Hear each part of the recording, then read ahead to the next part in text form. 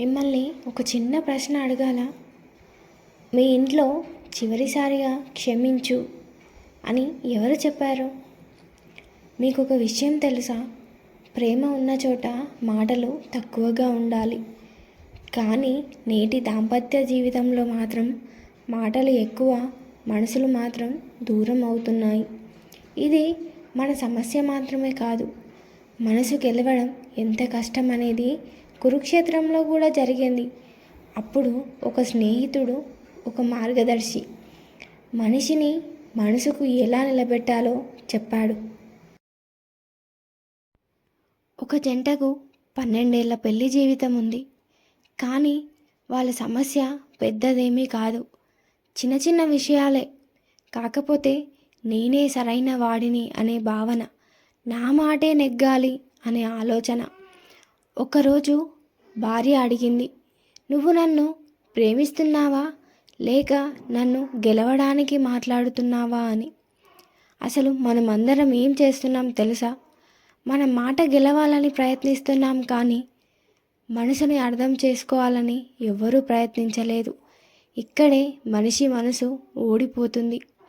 దీనికి భగవద్గీతలో ఒక మాట ఉంది, మనసు స్పష్టమైతేనే నిర్ణయం సరైనదవుతుంది అని. అసలు ఈ దాంపత్యంలో క్లారిటీ అంటే ఏంటో తెలుసా?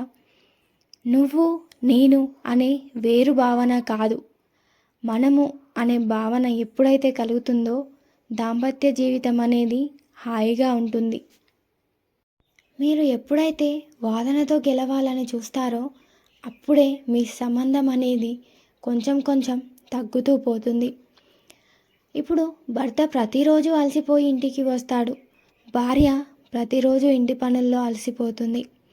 కానీ ఇక్కడ ఎవరికీ అప్రిషియేషన్ అనేది ఉండదు. వీళ్ళకి ఒక చిన్న మార్పు జరిగితే చాలు, వాళ్ళ మధ్యలో ప్రేమ మళ్ళీ ఉంటుంది. ఒక చిన్న కృతజ్ఞత, ఈ మాట అది ప్రేమను తిరిగి తెస్తుంది. గీతలో దీనికి చెప్పిన భావం ఏంటో తెలుసా? ఫలాపేక్ష లేకుండా చేసిన పని పవిత్రమవుతుంది అని. దాంపత్యం అనేది భారం కాదు, దీన్ని సరిగ్గా చూస్తే దైవం అవుతుంది. మీరు మీ జీవిత భాగస్వామికి చివరిసారిగా ధన్యవాదాలు మనస్ఫూర్తిగా ఎప్పుడు చెప్పారో మీకు గుర్తుందా? దాంపత్య జీవితంలో కోపం అనేది చాలా సాధారణం, కానీ దాన్ని ఎలా కంట్రోల్ చేయాలో తెలుసా? ఇప్పుడు ఒక భార్య కోపంలో చెప్పిన మాట భర్త 5 సంవత్సరాల పాటు మర్చిపోలేకపోయాడు. మాట బయటకు వచ్చిన తర్వాత తిరిగి తీసుకోలేం, కానీ మనసు గాయపడితే మాత్రం కాలమే సమాధానం చెప్తుంది. కాలమే మందులాగా పనిచేస్తుంది. అయోమయంలో ఉన్న యోధుడికి గీత చెప్పిన ఉపదేశం ఏంటో తెలుసా? మనసు నియంత్రణే శాంతికి మార్గం. అంటే మీరు ఇంకో మాట మాట్లాడే ముందు ఒక శ్వాస తీసుకోండి, మీ కోపం అనేది ఖచ్చితంగా కంట్రోల్ అవుతుంది. ఉదాహరణకి ఒక వృద్ధ దంపతులు ఉన్నారు. భర్తకి మతిమరుపు, భార్య ప్రతిరోజు అతని పేరు గుర్తు చేయాలి, అలాగే చేస్తుంది కూడా. ఎవరో అడిగారట, అతనికి మీరు ఎవరో గుర్తులేరు, మీరు ఎందుకు అంత శ్రద్ధ చూపిస్తారు అని. ఆమె నవ్వుతూ చెప్పిందంట, అతనికి నేను గుర్తు లేకపోవచ్చు, కానీ నాకు అతను ఎవరో గుర్తుంది కదా అని. ఇదేనా ప్రేమంటే? అసలు ఇది ప్రేమేనా లేక దీన్ని ఇంకేమైనా అంటారా అనేది కమెంట్లో తెలియజేయండి. దాంపత్య జీవితం అనేది ఒక ఒప్పందం కాదు, ఇద్దరు కలిసి నడిచే ఆధ్యాత్మికమైన ప్రయాణం. ఈ ప్రయాణంలో ప్రేమగా ఉంటే అద్భుతంగా ఉంటుంది, కొట్టుకుంటూ తిట్టుకుంటూ ఉంటే చిరాకుగా ఉంటుంది. ప్రాబ్లం వచ్చినప్పుడు ఒకరినొకరు ఎదుర్కోకండి, సమస్యను కలిసి ఎదుర్కోండి. అప్పుడే నిజమైన ప్రేమ అంటే ఏంటో తెలుస్తుంది.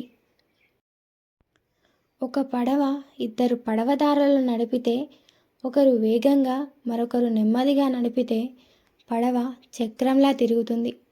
కానీ ఒకే దశలో నడిపితే మాత్రం గమ్యం చేరుతుంది. దాంపత్యం కూడా అలాగే, ఇద్దరు ఒకరినొకరు అర్థం చేసుకొని నడిస్తే జీవితం సాఫీగా జరుగుతుంది. కాదు నేను ముందు నువ్వు వెనక అని వాదించుకుంటూ ఉంటే అక్కడే ఆగిపోతుంది, పడవలాగా మునిగిపోతుంది కూడా. భగవద్గీత అనేది మనకు ఎంతో జ్ఞానాన్ని ఇస్తుంది. మన ఇంటి గదుల్లో కూడా వెలుగును నింపుతుంది. గెలవాల్సింది మనిషిని కాదు, మనస్సుని. నిలవాల్సింది వాదన కాదు, అనుబంధం. ప్రేమ అంటే భావోద్వేగం కాదు, నిర్ణయం. ప్రతిరోజు తీసుకునే నిర్ణయం. ఈ వీడియోని ఇక్కడ వరకు చూసినందుకు చాలా థ్యాంక్స్. ఈ వీడియో మీకు ఎంతో కొంత ఉపయోగపడుతుందని అనుకుంటున్నాను. ఇలాంటి మరిన్ని వీడియోస్ కోసం ఛానల్ని సబ్స్క్రైబ్ చేసుకోండి. అలాగే మీ ఇంట్లో చివరిసారిగా ఎవరికి కృతజ్ఞత చెప్పారో కమెంట్లో తెలియజేయండి. అలాగే ఒక చిన్న లైక్ ఇచ్చి సబ్స్క్రైబ్ చేసుకోండి.